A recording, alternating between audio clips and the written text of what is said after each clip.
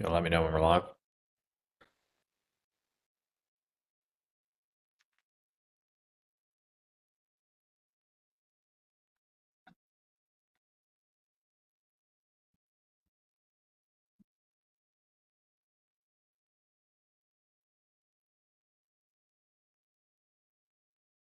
We are live.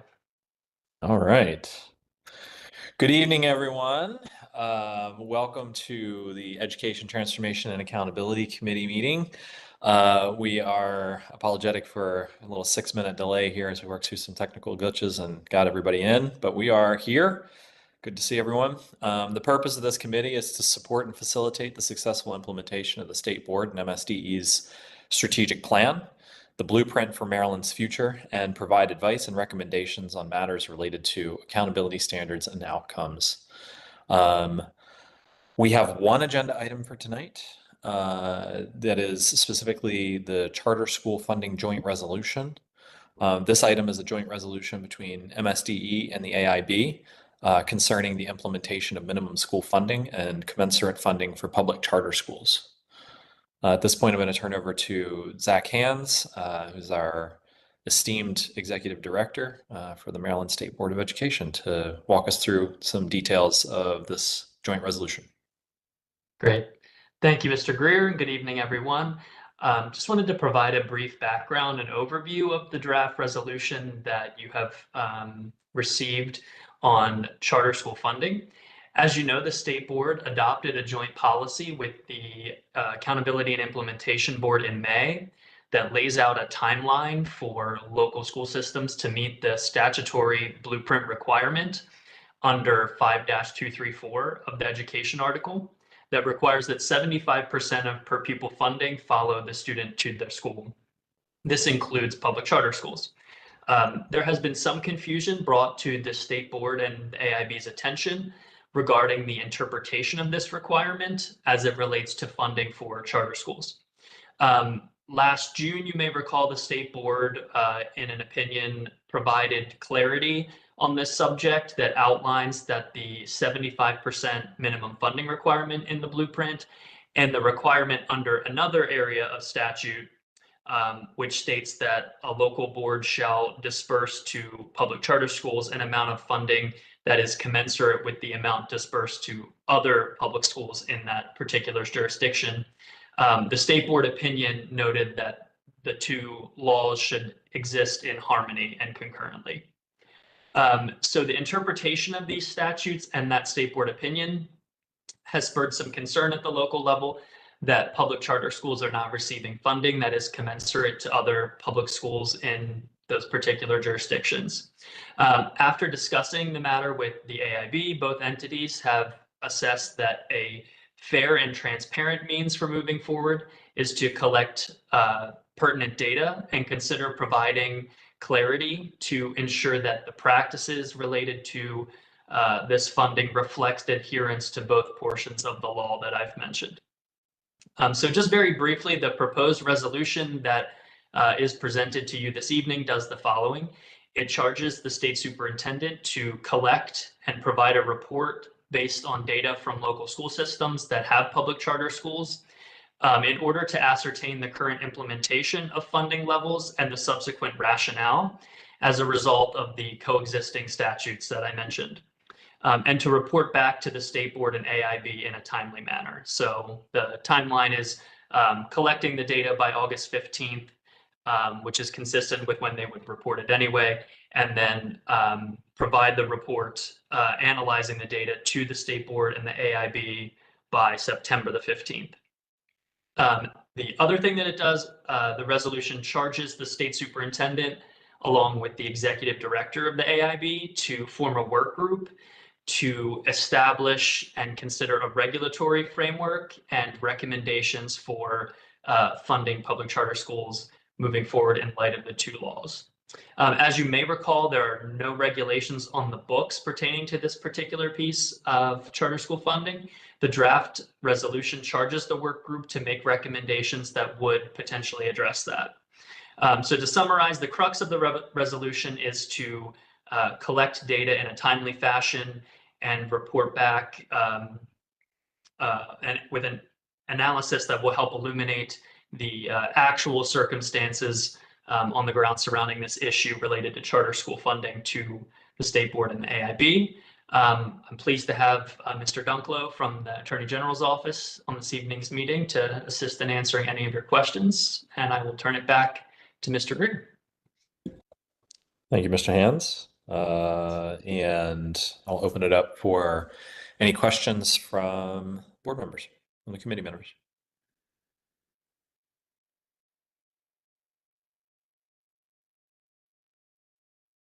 All right.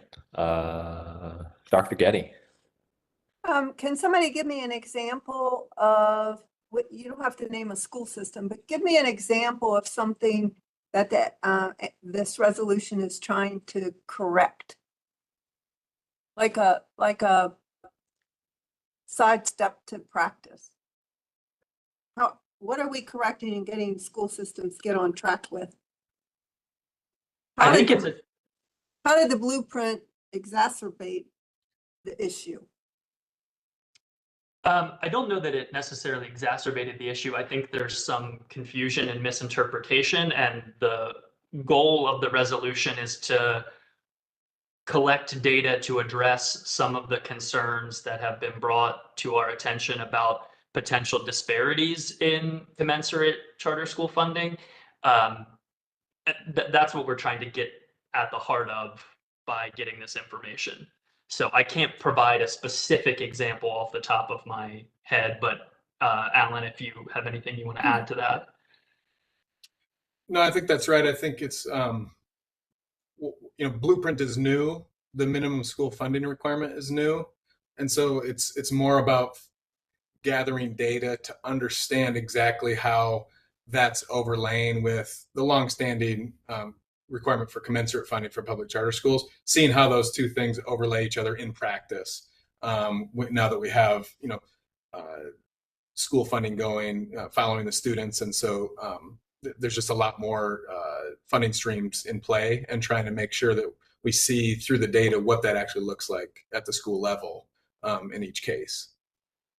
And that's what Zach mentioned in terms of trying to make sure that school systems are able to both look at their budgets and say, yes, we met our obligations under 5234, which is the minimum school funding under Blueprint.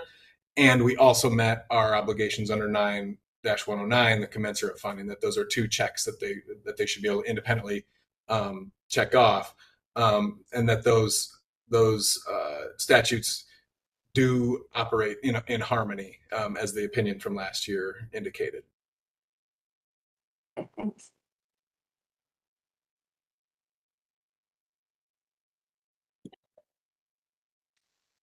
Yeah. Ms. Chang. Yeah, so my question is I believe this kind of measurement of reporting, it will be kind of for the future years also, since it's a kind of the current jurisdiction already collected every year.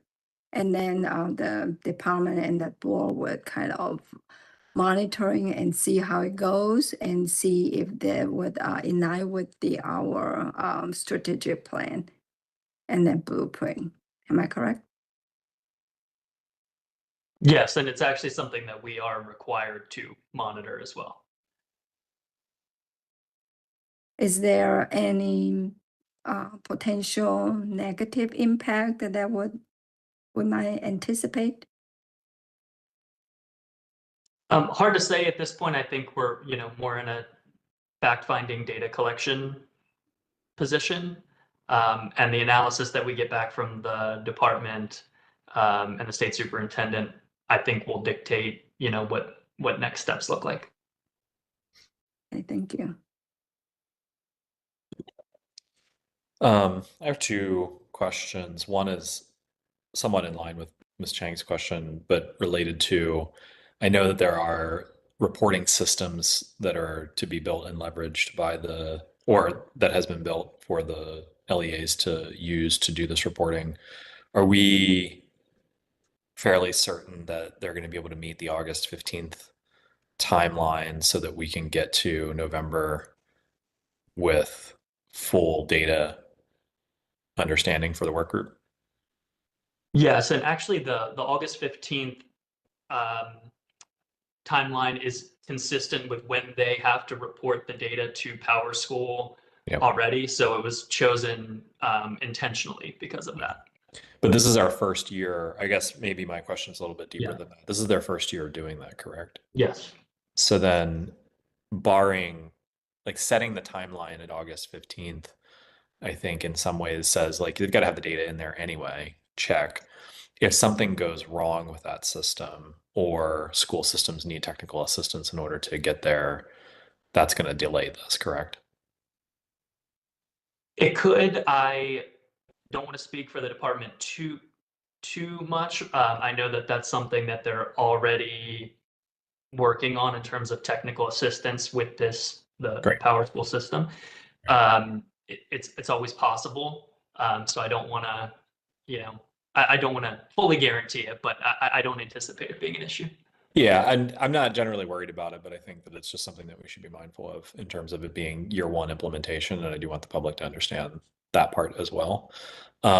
Second question is on the work group itself. Can we say anything about how people will be selected to serve on that work group? I don't know that the resolution gets to that level of granularity. However, it does say that the work group should be comprised of members from charter school representatives and local school system finance officers as well. So I don't have particulars on how many people. I think that's kind of left to the discretion of the superintendent. Okay, got it. That's mainly where my question is. Okay, that's my questions. Any others from members of the committee?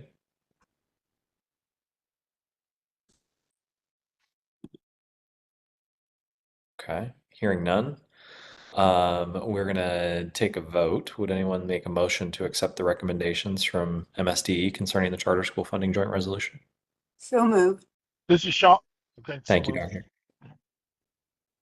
Thank you, Dr. Getty. I second. Sean Bartley seconds. Thank you, Mr. Bartley. All right, second. And all those in favor? Aye. Please raise your Aye. hand, say aye. Aye. Aye. All those opposed? Looks like it carries. It's unanimous on this part. Okay, thank you, team. And given that that is our only agenda item for this evening, I think that we're going to move to close. Thank you for attending today's committee meeting. Next meeting will be held on July 11th at 6 p.m. We'll see you there. A written description about the committee and future committee meeting dates can be found on the State Board of Education website under Committees and Task Force section. And we appreciate everybody's time tonight. It's a beautiful evening, wherever you are, hopefully, and go enjoy it. All right. Thanks, Nick. All right. Thank you. Thank you. Bye-bye. Bye.